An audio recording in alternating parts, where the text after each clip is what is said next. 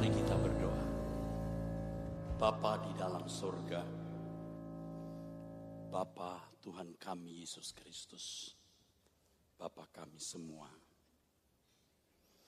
Sebelum malam kian larut, biarlah kami larut di dalam hadirat Bapa untuk mendengar kebenaran-Mu yang murni.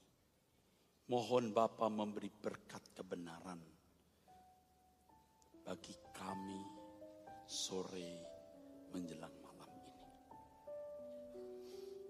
Terima kasih untuk kesempatan ini. Di dalam nama Putra-Mu yang Bapa sayangi, yang Bapa muliakan. Tuhan kami, pujaan kami, juga kesayangan kami. Tuhan kami Yesus Kristus Bapa. Kami bersyukur untuk kesempatan ini. Kami berdoa. Amin. Amin. Silahkan duduk saudaraku.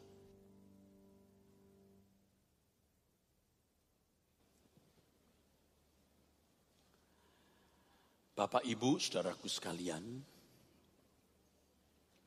seiring dengan berjalannya waktu, ketika kita makin bertumbuh di dalam kebenaran, cita rasa selera jiwa kita mulai berubah. Kalau dulu kita menyenangi, menyukai hal-hal dunia, apakah itu barang branded, puas dengan mobil bagus, bermimpi-mimpi memiliki rumah baik, bagus, dan lain sebagainya, seperti yang dimimpikan banyak orang. Maka ketika kita mulai berubah selera jiwa kita itu, jelajah berpikir kita mulai berubah. Rentang berpikir kita menjadi luas. Fokus dan orientasi berpikir kita menjadi tidak terbatas. Kalau dulu fokus perhatian kita hanya untuk kehidupan hari ini dan hari esok, terutama yang bertalian dengan pemenuhan kebutuhan jasmani. Tetapi sekarang kita mulai mempertimbangkan, memperkarakan, memikirkan bagaimana dunia sebelum Allah ciptakan. Bagaimana pemberontakan Lucifer yang membuat kekacau balauan jagat raya ini. Kita mulai berpikir tentang Adam dan Hawa, manusia pertama yang diberi mandat Tuhan untuk menyelamatkan dunia dan melahirkan generasi Allah. Tapi ternyata Adam gagal. Kita berpikir terus mengenai sejarah kehidupan ini sampai kepada kematian dan bagaimana kehidupan di balik kubur. Salah seorang sahabat saya bercerita tentang anaknya yang masih umur 3 tahun, 4 tahun. Dia berkata, "Papa, nanti setelah kita mati kita buat apa ya? Kita melakukan apa ya?" Lalu papanya berkata, "Oh, nanti kita punya tubuh yang bisa menembus tembok." Nah, anak-anak kan sukanya begitu. Tetapi kalau kamu nakal, kamu gak ketemu papa. Di mana coba? Di neraka. Anak-anak sudah berpikir dengan jelajah berpikir menembus batas. Tetapi ironis, banyak orang tua tidak pernah memikirkan hal itu. Orang berani hidup padahal pasti mati. Dan orang seperti ini tidak mungkin berani mati kalau ia tidak mengisi hidupnya dengan benar, saudaraku. Bapak Ibu saudaraku sekalian, sebagai anak-anak Allah, Allah semesta alam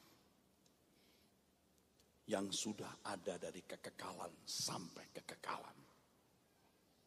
Allah Bapa yang memiliki jagat raya yang tidak terbatas dengan jumlah galaksi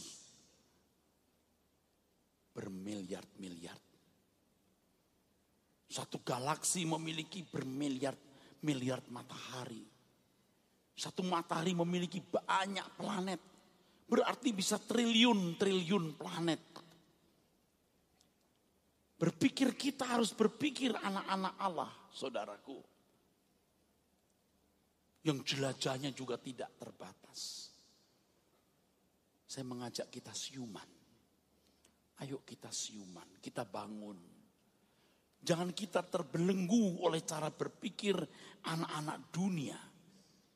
Yang fokusnya hanya perkara-perkara fana. Kesenangan-kesenangan sementara. Padahal Allah sejak semula ketika menciptakan manusia. Itu programnya. Bukan hanya sesaat 70, 80, 100 tahun. Tetapi Allah merancang agar manusia tidak pernah mati. Bisa mengelola bumi ini dan triliun-triliun planet yang tidak terbatas di universe. Yang Alkitab sebut sebagai samayim. Samai. Yem itu jamak. Jumlah yang tak terbatas. Samayim. Yang di dalam bahasa Indonesia diterjemahkan surga. Surga itu sebenarnya jagat raya ini yang tidak terbatas. Samayim. Tetapi bumi, tempat di mana Lucifer dibuang, yang mestinya juga menjadi gelanggang, di mana manusia berhadapan dengan Lucifer, yang harus memenangkan pergulatan itu, ternyata manusia gagal. Mestinya manusia berhasil mengalahkan Lucifer, dengan ketaatan kepada Bapa, hormat kepada Bapa. Tetapi puji Tuhan, Adam gagal, ada Adam kedua, Tuhan Yesus. Tuhan Yesus menang atas kuasa gelap. Dengan ketaatannya sampai mati, bahkan mati di kayu salib. Bahkan sekalipun Allah Bapa meninggalkan dia. Dan dia berseru Eloi, Eloi lama sabachthani. Tapi Tuhan Yesus tidak meragukan kesetiaan Bapa. Dia berkata, ke dalam tanganmu kuserahkan nyawaku. Tidak ada keraguan. Karena keraguan itu kecurigaan.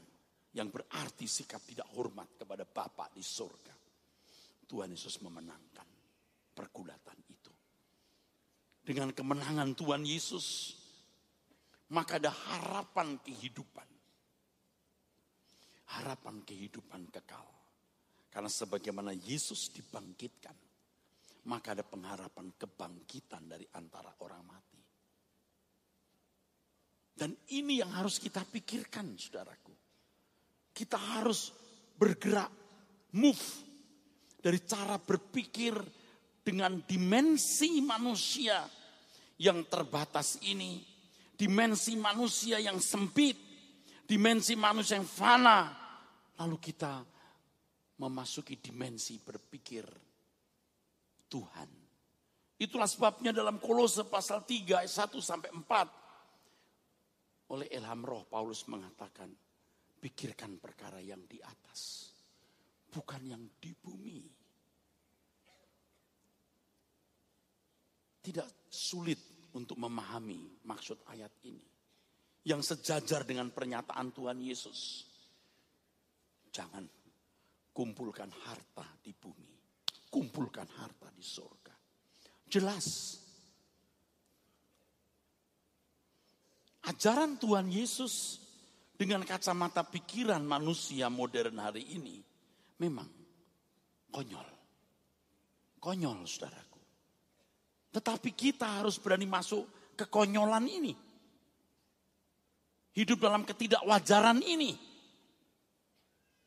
Terlalu lama saudara hidup dalam kewajaran. sehingga sulit menerima hal semacam ini. Dan saya mengerti, menghayati betapa sulitnya mengajarkan kebenaran seperti ini kepada orang. Karena saya sendiri ketika harus move dengan cara berpikir yang termargin, cara berpikir fana kepada cara berpikir rohani, betapa sulitnya, saudaraku. Tetapi saya sudah mulai merasa bisa. Dan saya mau berbagi kepada jemaat yang saya layani. Berbagi kepada siapapun di tempat mana saya diberi kesempatan berkhotbah seperti ini. Saya juga katakan kepada sahabat-sahabat saya, juga kepada jemaat yang saya layani. Saya tahu bahwa mungkin ada orang yang makin meninggalkan saya. Dengan khotbah-khotbah yang tidak realistis menurut mereka. Tetapi itulah yang diajarkan Tuhan Yesus.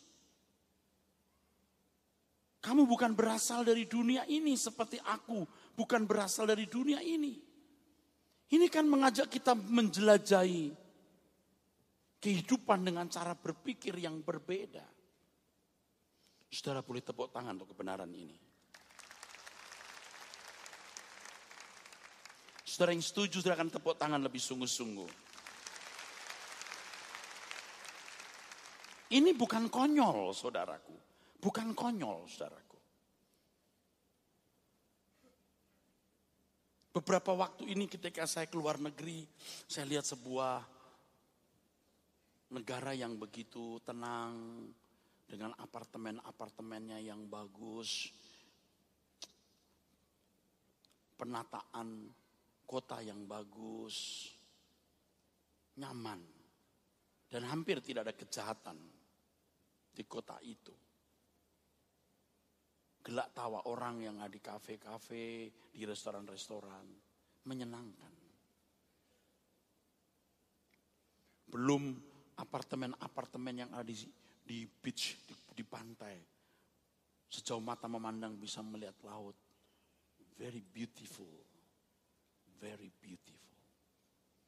Tetapi saya berkata kepada orang yang bersama saya, kasihan. Orang-orang ini hidup tanpa pengharapan. Dan sebenarnya hal ini bukan hanya pada waktu saya di luar negeri, baru-baru ini, saudara. Saya juga sering berpikir itu ketika saya melewati perumahan-perumahan mewah di Jakarta. Apartemen-apartemen yang mewah, ada apartemen yang tidak mewah, ada yang mewah. Yang lobinya saja seperti hotel bintang 5 plus. Dan saya sudah melihat rumah-rumah mewah di apartemen-apartemen tersebut.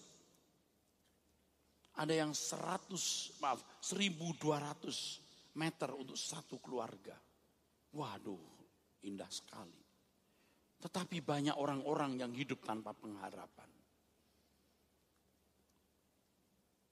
Mungkin saudara sulit mengerti apa yang saya katakan. Tetapi coba renungkan. Berapa lama orang menikmati hidup itu? Setelah mampu beli apartemen di usia 50, 55. Dia hanya menikmati beberapa tahun. Dan dia tidak tiap hari di rumah. Apartemen dengan berbagai fasilitas seperti kolam renang, gym, tempat olahraga, playing ground, dan lain sebagainya. Dia hanya sesaat menikmati. Setelah itu, everything gone. Tragis. Jadi Bapak Ibu yang sekarang ini merasa beruntung karena memiliki berbagai fasilitas. Coba renungkan, sampai kapan saudara menikmati semua itu? Sebaliknya Bapak Ibu yang merasa tidak beruntung karena keadaan hidupmu pas-pasan. Coba renungkan, apakah saudara malang? Tidak. Hidup penuh pengharapan kita bukan ada di bumi ini, saudaraku. Jelajah berpikir kita harus luas. Ayo siuman, ayo bangun. Betapa singkatnya hari umur manusia. Bagai hembusan uap, sekejap kan lenyap. Tulis, patrikan di loh hati saudara. Bawalah pulang kebenaran ini dan berubahlah. Betapa singkatnya hari, umur manusia.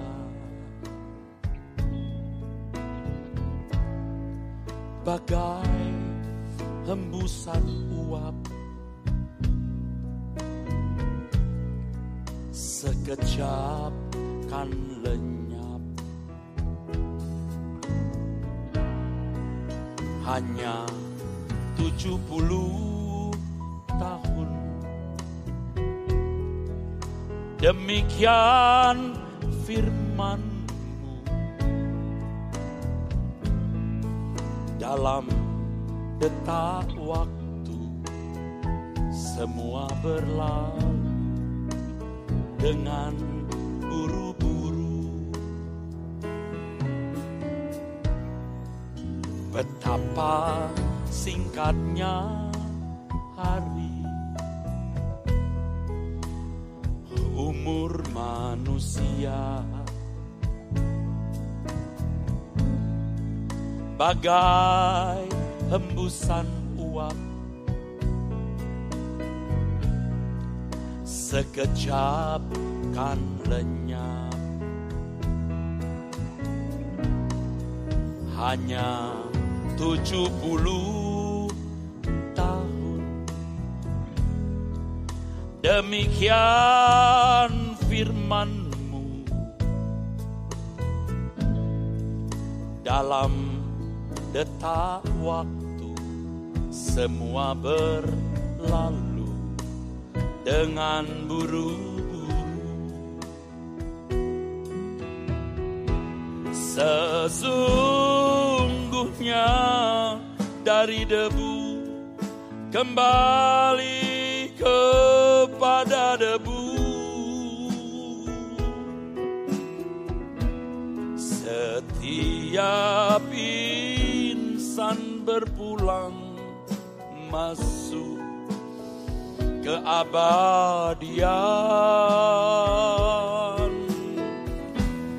Tiada seorang pun tahu saat akhir kehidupan. Tuhan, ajarku menghitung sisa masa hidupku. Sesungguhnya dari debu kembali kepada debu. Setiap insan berpulang masuk keabadian. Tiada seorang pun tahu saat akhir kehidupan. Tuhan, ajarku menghitung sisa masa hidupku. Katakan, Tuhan ajarku menghitung. Tuhan, ajarku menghitung sisa masa hidupku. Katakan semua, Tuhan ajarku menghitung. Tuhan, ajarku menghitung sisa masa hidup. Katakan, Tuhan ajarku menghitung. Semua katakan, Tuhan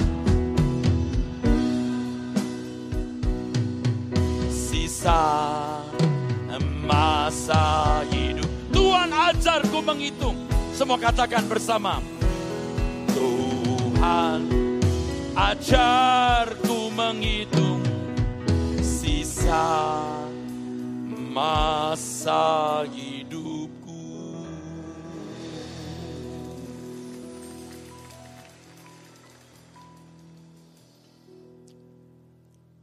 Saya mengajak saudara untuk membuka Alkitab dari surat Petrus.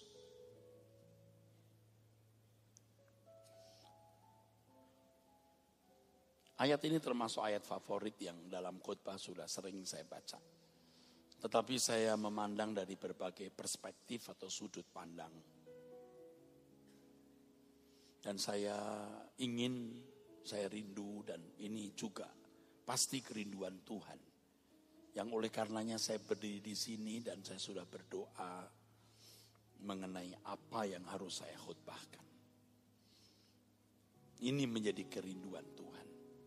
Agar saudara mau berubah. Dimensi berpikir saudara harus berubah. Yang setuju tepuk tangan dengan tulus.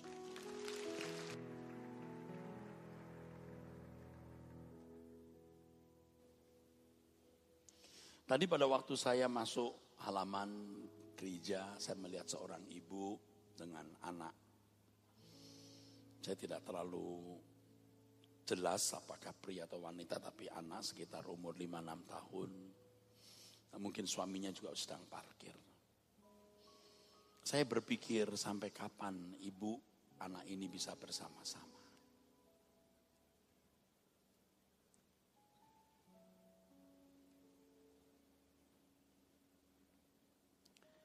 Seperti yang tadi saya saksikan dan saya juga katakan kepada saudara di ibadah terakhir di sini, menjadi isi doa saya adalah, Tuhan, aku mohon suatu hari nanti kalau aku meninggal dunia, jemputlah aku. Aku minta jemputan, jemput aku dan bawa ke rumah Bapa dan bawalah serta keluargaku. Dan orang-orang yang kukasihi.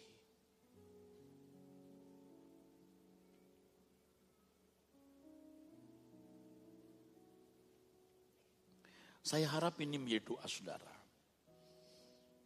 Supaya kita lebih berjaga-jaga hidup. Saya punya 2 anak, yang satu sudah umur hampir 30 tahun, yang satu 22-23, masih gadis. Saya pasti telepon dia setiap hari.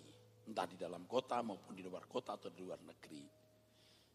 Beberapa waktu yang lalu dia hampir 6 bulan di luar negeri. Dan hampir tiap hari juga saya telepon. Ya, anak perempuan dekat dengan papanya. Sebelum tidur saya sering buka. Saya ketok pintunya dulu. Saya buka, saya cium. Atau dia datang ke kamar saya tidur, saya bilang cium papa dulu. Bagaimana aku menjaga anak ini? Hanya satu caranya. Aku harus hidup suci. Aku harus hidup benar. Aku menjagai keluargaku dengan kesucian dan hidup benar. Dan ini doaku bahwa suatu hari nanti aku bersama-sama dengan keluargaku.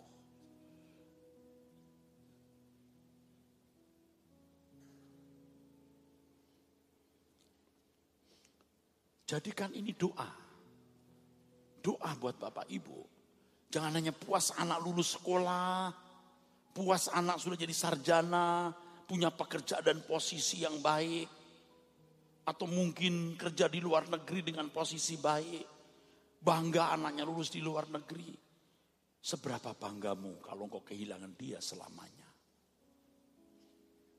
Berapa banggamu?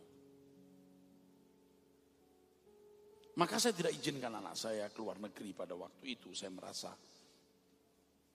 aku mau dekat. Aku mau menjadi teladan. Aku mau bawa ke surga. Ini bukan berarti kalau saudara kirim anak keluar negeri salah. Tidak salah. Tapi perlengkapi mereka dengan kebenaran. Supaya tidak terbawa, saudaraku.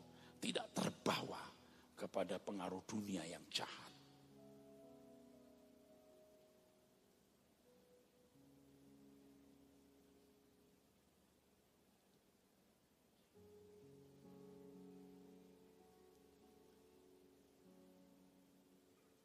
Saudara mau belajar mengucapkan kalimat doa seperti ini? Amin. Amin. Jangan puas bisa menyekolahkan anak, mereka jadi orang sukses. Anda bisa memberikan warisan rumah. Kalau mereka binasa, nggak ada artinya. Hidup tanpa pengharapan. Konyol. Kalau saudara memandang saya tidak realistis, ini yang realistis. Justru ini yang realistis. Kita bukan hewan yang sesaat hidup lalu mati. Bukan.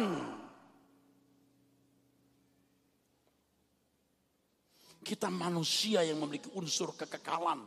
Dan memang Allah mendesain manusia untuk hidup dalam kekekalan. Musuh Allah yang menyeret manusia masuk ke dalam kebinasaan. Jangan terseret. Iblis menyeret banyak orang lewat keindahan dunia. Yesus pun mau diseret oleh iblis dengan menunjukkan, mempertontonkan keindahan dunia. Tuhan Yesus berkata, kamu harus menyembah Tuhan Allahmu. Kamu harus lebih menghargai Allah. Dan hanya kepada Dia saja kamu berbakti. Saudara tidak boleh hanya menjadi orang Kristen yang biasa-biasa saja. Anda akan dikalahkan oleh dunia. Dan kalau saudara menjadi orang Kristen yang ekstrim, baru saudara bisa sanggup bertahan melawan dunia. Tetapi yang benar sangat ekstrim, baru Anda bisa mengalahkan dunia.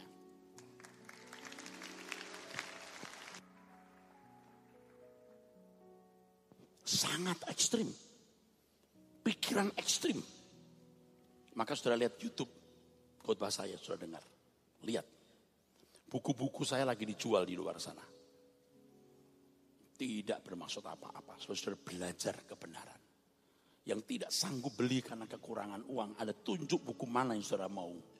Anda baru tulis nama dan alamat dan buku apa yang saudara ingini. Saya kirim demi nama Tuhan. Saya akan penuhi. Kalau banyak, berapapun. Saya kirim ke rumah saudara. Tentu tidak hari ini, nanti jadi kacau. Tulis nama saudara, alamat saudara yang jelas, nomor telepon, nomor handphone supaya bisa dihubungi. Baru. Setunjuk, kamu yang itu, yang ini, yang ini. Tunjuk judulnya, kita kirim ke rumah. Satu syaratnya, harus dibacok. Gak ada artinya uang itu dibanding dengan jiwa saudara. Yang nilainya lebih besar dari seluruh kekayaan dunia ini jika dikumpulkan. Berubahlah saudaraku. Jelajah berpikir harus luas. Luas. 1 Petrus 1 ayat 3. Terpujilah Allah dan Bapa Tuhan kita Yesus Kristus. Yang karena rahmatnya yang besar telah melahirkan kita kembali oleh kebangkitan Yesus Kristus. Dari hidup yang tidak berpengharapan kepada suatu hidup yang penuh pengharapan karena kebangkitannya. Jadi kalau saudara tidak melihat pengharapan itu, saudara seperti tidak menghargai pengorbanan Tuhan di kayu salib.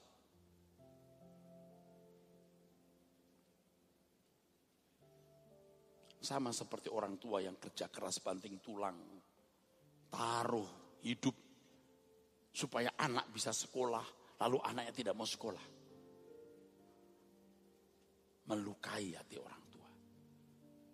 Orang tua bisa berkata, kamu ngerti gak nak? Mengapa mama begini, papa begini? Banting tulang taruh hidup. Demi apa? Loh kamu kok gak mau ngerti? Mama mau dan papa mau bawa kamu kemana? Kamu mau kok jalan sendiri? Hidup yang penuh pengharapan untuk apa? Menerima suatu bagian yang tidak dapat binasa, yang tidak dapat cemar, dan yang tidak dapat layu, yang tersimpan di surga bagi kamu. Harus hati kita kuat. Hati kita kuat. Jangan tergiur oleh keindahan dunia ini. Jangan tergiur oleh kenikmatan dosa, daging, kuliner, seks, ambisi, kehormatan, dan semua yang duniawi. Yang Roh Kudus pasti bicara kepada saudara kalau saudara mau berubah.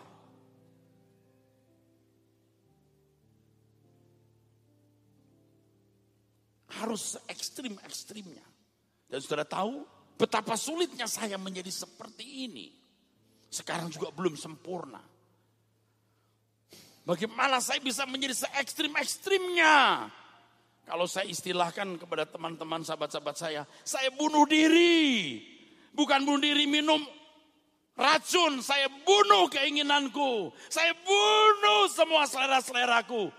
Sebab kalau aku tidak bunuh diri, aku dibunuh dunia ini. Kalau saudara percaya apa yang saya katakan sebagai kebenaran, saudara tepuk tangan. Ada pria-pria yang harus bunuh diri. Bunuh dagingmu. Bunuh nafsumu. Bunuh ambisi-ambisimu.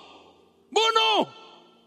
Supaya engkau bisa memberi kesempatan Tuhan hidup di dalam dirimu. Dan kebenaran berkembang di dalam dirimu. Haleluya.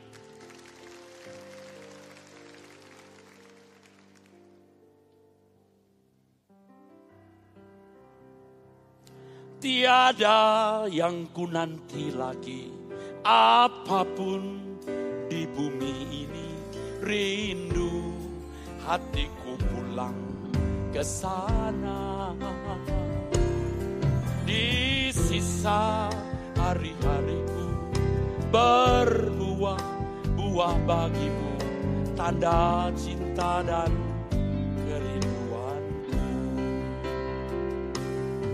tiada yang ku nanti lagi, apapun di bumi ini. Rindu hatiku pulang ke sana. Di sisa hari-hariku berbuah-buah bagimu, tanda cinta dan kerinduan.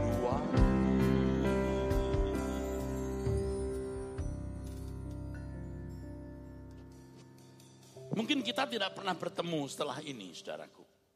Tapi suatu hari kita akan bertemu di surga. Kalau saudara menuruti apa yang saya katakan. Jangan terbelenggu terikat oleh dunia ini.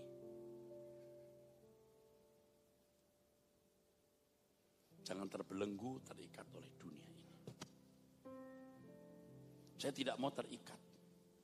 Saya beres-beres, perlu berusaha beres-beres.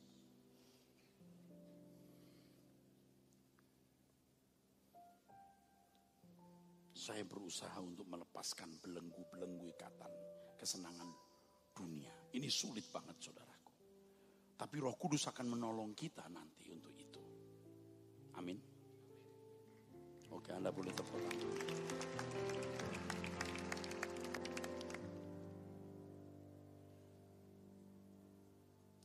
Orang-orang yang setia bersama saya, di dalam hati saya mengatakan, suatu hari kalau aku di surga, jangan tidak ada orang-orang ini. Dia juga harus ada di sana.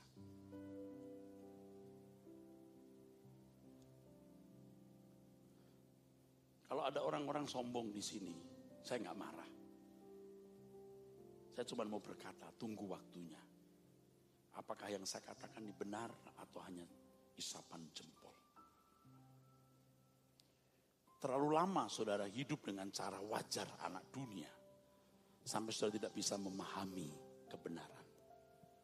Hidup penuh pengharapan bukan di bumi, di langit baru, bumi baru. Harus menembus batas.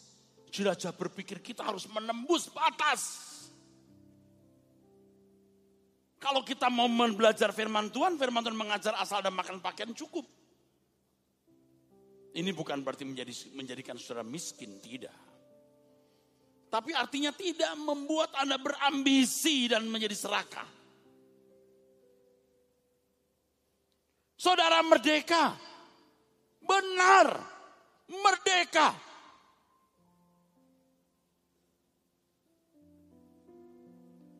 Dan ini tidak bisa dibagikan dengan kata-kata secara lengkap, Pak. Harus dialami apa artinya kemerdekaan itu. Orang punya ini silahkan, kalau kita tidak punya nggak apa-apa. Kita bisa membedakan antara keinginan dan kebutuhan. Antara keinginan dan kebutuhan. Dan apa yang kita butuhkan adalah sesuatu yang memang berguna untuk menunjang hidupku dalam rangka mengabdi kepada Tuhan. Bukan keinginan. Kalau keinginan jadi kebutuhan, Anda akan dibelenggu oleh keinginan-keinginan itu. Dunia akan membelenggu saudara dengan berbagai keinginan-keinginan. Dan Anda tidak akan pernah puas. Dan tadi lagu mengatakan, kau gak akan pernah puas. Gak pernah puas, Pak. Mau so, Pak? Ya udah. Kalau Anda gak pernah jadi orang kaya, ya gitu. Saya sudah melayani pekerjaan Tuhan 35 tahun lebih. Jemaat yang saya layani sekarang juga belasan ribu. Di antaranya orang-orang yang sangat kaya. Saya sudah melihat orang yang sangat-sangat kaya. Bukan satu dua. Bisa belasan bahkan puluhan. Saya bisa membaca kehidupan orang. Karena saya bergaul di tengah-tengah mereka. Bukan belasan tahun, puluhan tahun.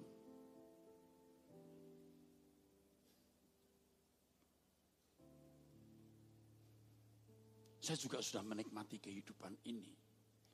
Sudah. Tetapi jika dibanding dengan pengharapan kehidupan di balik kubur nanti, waduh, kuat kita. Tetapi menjaga stabilitas, konsistensi, integritas. Gak gampang. Waktu di mimbar mudah. Tadi saya berkata kepada sahabat-sahabat saya tadi. Menjaga stabilitas itu susah. Jauh di sana rumah Bapakku. Mulai merasa itu. Jauh di sana rumah Bapakku. Bapakku juga indah. Di belakang langit biru.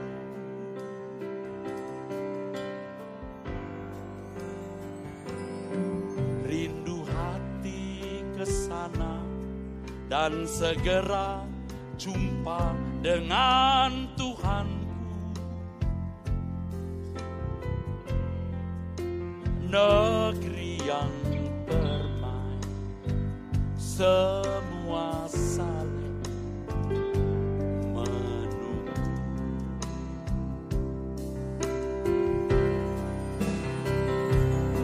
Tiada yang ku nanti lagi, apapun di bumi ini. Rindu hatiku pulang ke sana. Di sisa hari-hariku berbuah buah bagimu, tanda cinta dan kerinduanku. Saya kira sebagian saudara ini orang-orang yang kecewa, sebagian. Kecewa karena gagal rumah tangga, dikhianati, ekonomi hancur, dikhianati teman, sakit tidak tersembuhkan, apapun masalahnya. Tapi itu tidak ada artinya ketika kita meletakkan pengharapan di sana. You sakit, you sehat, mati juga. You kaya, you miskin, you mati juga. You punya anak, you tidak punya anak, you mati juga. You menikah atau tidak menikah, you mati juga. Kita menantikan kehidupan yang akan datang. Anda boleh tepuk tangan ini, saudara. Dan ini harus dibangkitkan terus. Saudara akan giat bekerja. Akan giat. Saudara akan jadi jujur. Anda akan mudah mengalah. Anda tidak akan ribut. Karena Anda akan belajar menyerahkan penghakiman kepada Tuhan. Luar biasa, saudara. Perubahan nanti akan luar biasa. Buktikan perubahan ini. Ketika saudara menaruh pengharapan saudara untuk kehidupan yang akan datang. Jangan berharap dunia ini membahagiakan. Jangan berharap dunia ini memuaskan. Lagu yang sebelum khotbah ini disampaikan saudaraku sekalian. Untuk mengisi kesepianmu, Untuk mengisi kekosongan jiwamu ternyata Tuhan. Dan itu hendaknya tidak hanya menjadi slogan yang hanya fantasi. Harus benar-benar dialami, saudaraku sekalian. Harus benar-benar dialami. Untuk menerima satu bagian yang tidak dapat binasa, yang tidak dapat cemar, dan yang tidak dapat layu, yang tersimpan di surga bagi kamu. Harus diingatkan terus. Karena untuk menjaga konsistensi ini perlu waktu.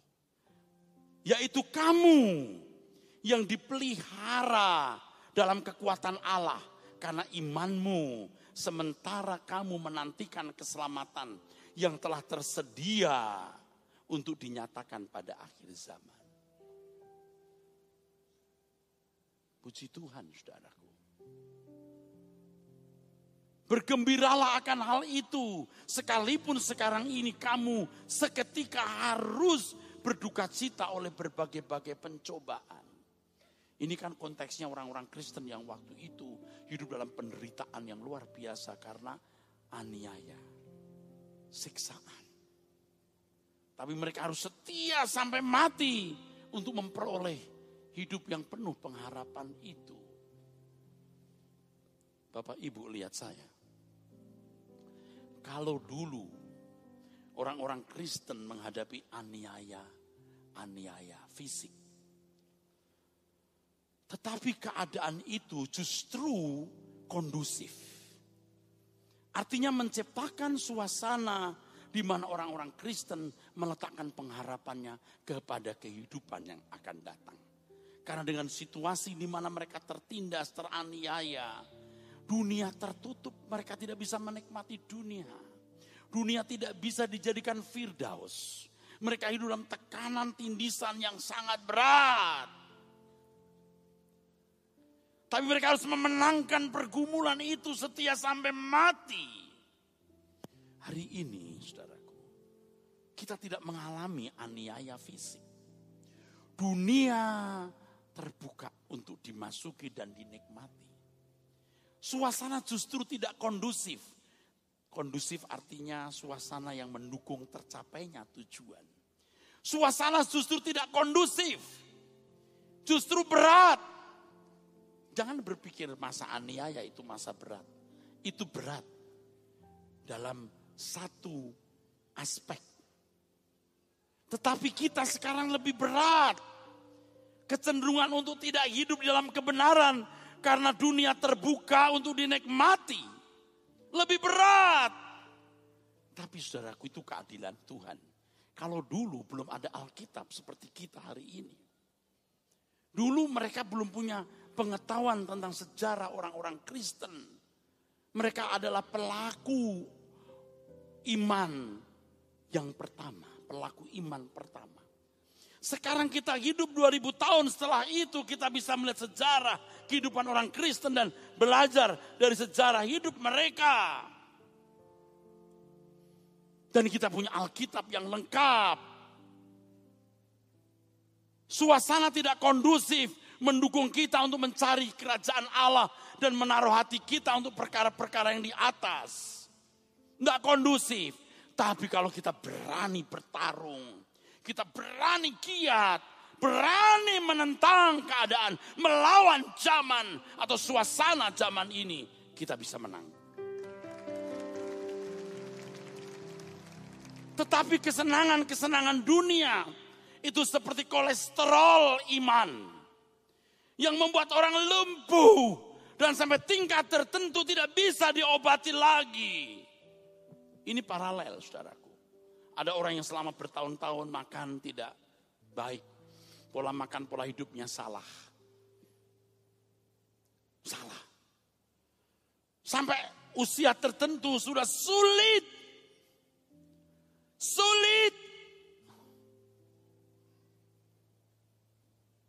Untuk diubah, dipulihkan, tidak bisa lagi. Maka pada usia tertentu hati-hati, tidak akan bisa mengalami regenerasi lagi tubuh kita. Kalau berkepanjangan hidup dalam cara berpikir anak dunia, sampai titik tertentu tidak bisa diperbaiki. Maka betapa beruntungnya kalau orang-orang muda belajar taat. Betapa beruntungnya dari muda sudah mengenal kebenaran. Anak-anak muda yang hadir di sini, pilihlah jalan ini nak. Walaupun kamu menjadi kelihatan aneh. Weird, aneh. Saya mau lihat anak muda berapa banyak yang hadir. Yang di bawah usia 30 tahun. Coba angkat tangannya, yang tinggi.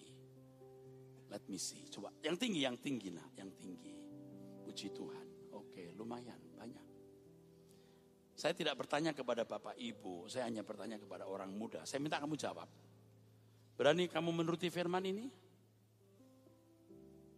Di mana anak muda tadi? Kalian berani menuruti firman Tuhan ini? Tunggu, kalau enggak berani jangan bilang berani, kamu bohong. Tapi saya ingatkan bahwa Timotius dan orang-orang hebat pada zaman juga orang-orang muda.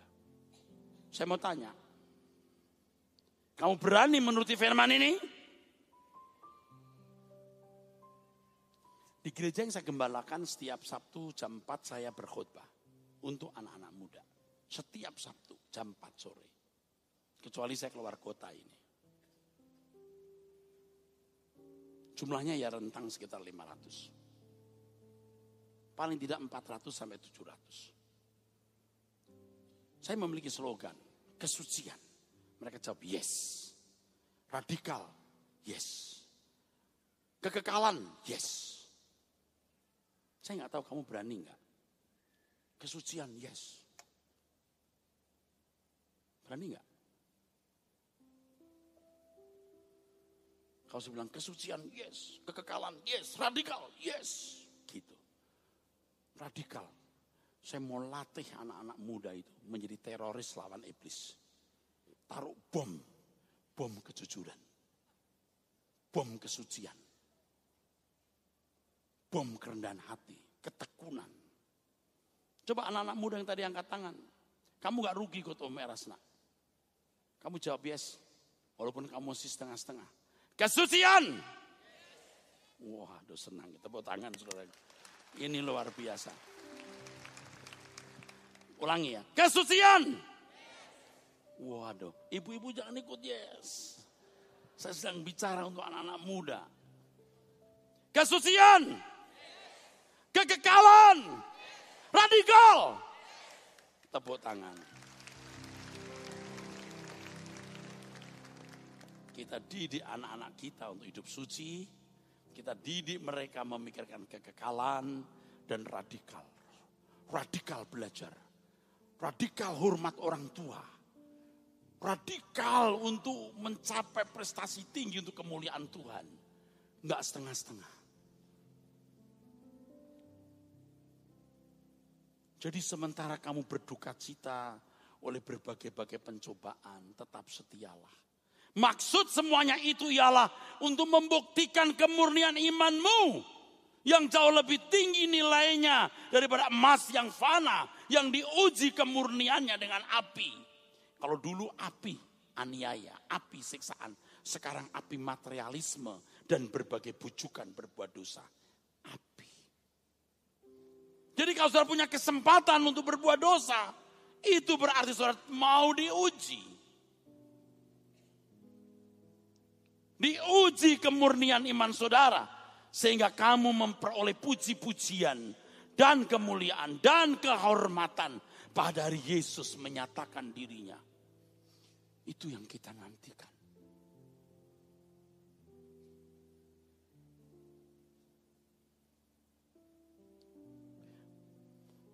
Sekalipun kamu belum pernah melihat dia, namun kamu mengasihi dia. Kamu percaya kepada dia, sekalipun kamu sekarang tidak melihatnya. Kamu bergembira karena sukacita yang mulia dan yang tidak terkatakan. Wah, indah sekali saudaraku. Kalimat ini penting. Semua harapanku ku taruh kepadamu. Besar sukacitaku,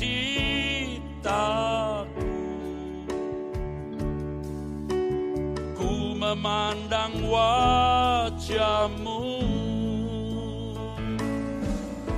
Takkan ku harap lagi bahagia dunia ini, semua hanya semu belaka. Tuhan dan kerajaanmu itu segenap hidupku sekarang dan selamanya. Kalau dari sekian yang hadir ini, 20% saja benar-benar mau berubah. Itu pasti menyenangkan Tuhan. Apalagi kalau 40, 60, 70, 80%. Betapa hal itu menyukakan hati Tuhan. Sebelum terlambat. Sebelum kolesterol iman, cara berpikir yang sudah rusak mengikat hidupmu. Dan kau tidak pernah bisa berubah. Berubahlah. Sekalipun belum pernah melihat dia, engkau mengasihi dia. Kamu percaya kepada dia sekalipun kamu sekarang tidak melihat dia. Kamu bergembira karena sukacita yang mulia yang tidak terkatakan. Hidup penuh pengharapan. Karena kamu telah mencapai tujuan imanmu, yaitu keselamatan jiwamu. Wah, ini penting kalimat ini. Orang merasa sudah memiliki keselamatan jiwa, tapi tidak memiliki pengharapan hidup. Seperti yang diajarkan Alkitab. Bohong dia. Bohong.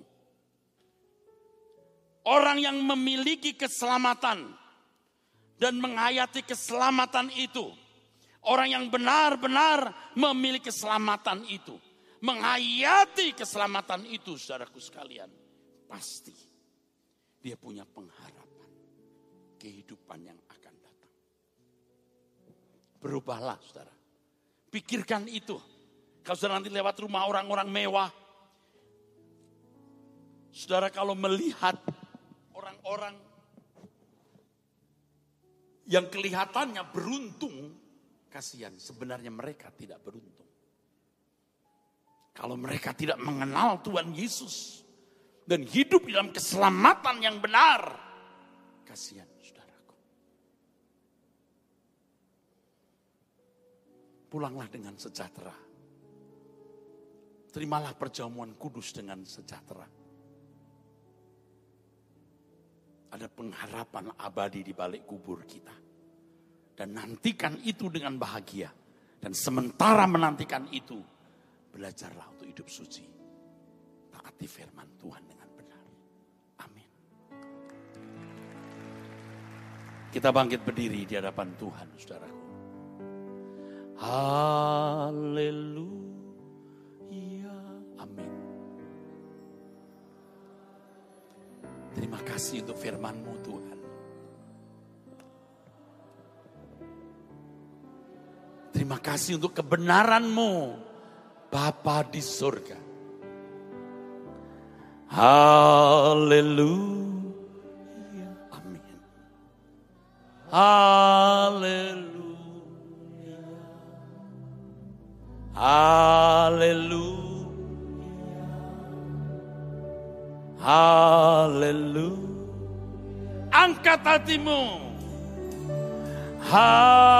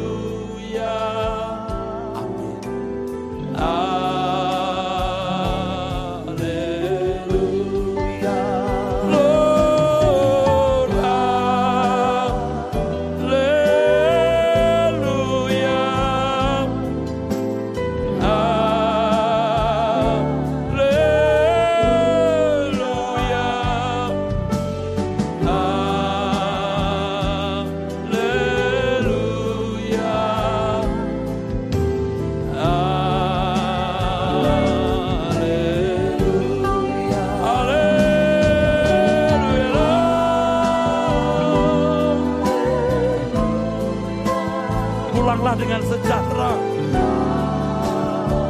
Ada pengharapan Manete Sikon terima kata dia.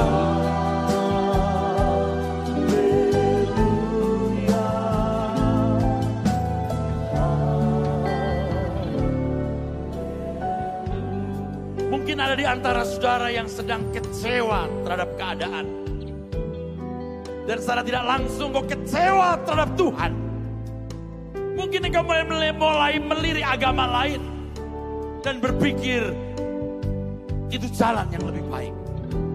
Atau ada jalan-jalan lain yang sedang kau lirik. Dan kau mau meninggalkan Tuhan yang menyediakan pengharapan. Malam ini pandanglah Tuhan. Engkau belum gagal anakku. Kegagalan yang sesungguhnya ketika orang ditolak oleh Tuhan. Engkau belum gagal anakku. Bangkit dan bangun siumanlah. Karena engkau anak-anak Allah yang memiliki kekekalan. Dan jagat raya yang tidak terbatas sebagai fasilitas surga. Kuatkan hatimu. Angkat hatimu. Sembah Tuhan dengan pujian ini. Lord, haleluya. Tujukan kepada Tuhan. Nias dinomastian gino. Amin, amin, amin. Tujukan kepada Tuhan.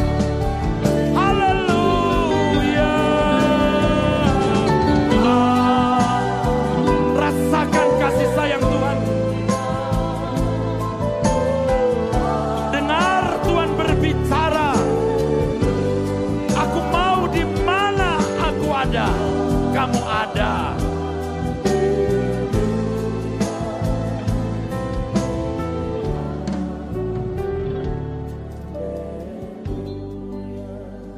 Adakah saudara yang merasa putus asa? Saya tidak berdoa agar saudara lepas dari masalahnya itu. Masalah boleh ada, tapi pengharapanmu menjadi kuat, terpancang di kehidupan yang akan datang. Maukah engkau berubah mulai sore malam ini untuk move, bergerak, pindahkan pengharapanmu di kekekalan. Berapa banyak saudara yang mengambil keputusan untuk memindahkan pengharapanmu di kekekalan? Angkat tanganmu. Diberkatilah tangan-tangan yang diangkat. Diberkatilah saudara yang mengangkat tangan. Himtasen gron, halinotos komi atena marapando kilabetasia. Rasakan Tuhan akan memberkatimu. Saat ini juga Tuhan mau membawa di mana dia berada, kita ada. Engkau seperti tidak punya pengharapan apa-apa di bumi. Semua serba kelabu dan gelap. Tetapi Tuhan tahu bagaimana menuntunmu di jalan-jalan yang sukar ini. Sampai membawamu ke rumah Bapa di surga.